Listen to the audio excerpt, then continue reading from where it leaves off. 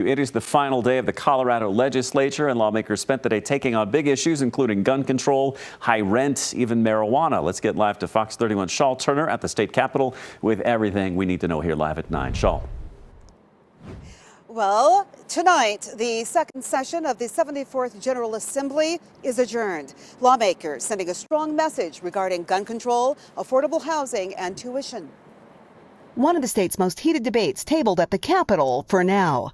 They haven't run this many bills against gun rights since 2013. A bill to ban the sale and transfer of semi-automatic firearms at a standstill, as State Senator Julie Gonzalez, one of its sponsors, says the debate requires more time. The bill cleared the House in April in a 35-27 vote. The gun lobby and supporters putting the heat on legislators, with 65,000 calls, 150,000 emails, and gathering 210,000 petition signatures. That would have banned pretty much all firearms in common use right now.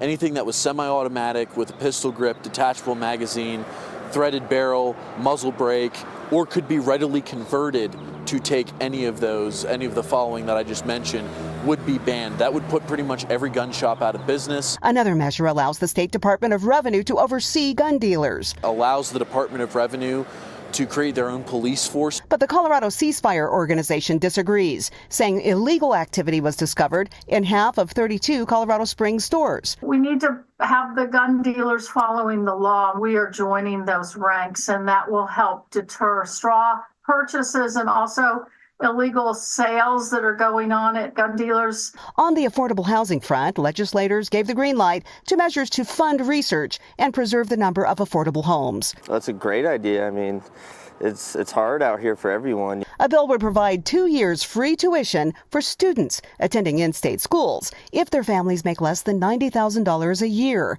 And a bipartisan bill allowing less regulation in the marijuana industry passed in the Senate, designed to lighten restrictions and extend time to renew licenses. We need to have laws and rules that are based on the evidence rather than on what people feared back then. We've seen these businesses' revenues go down, and as a result, tax revenue's gone down.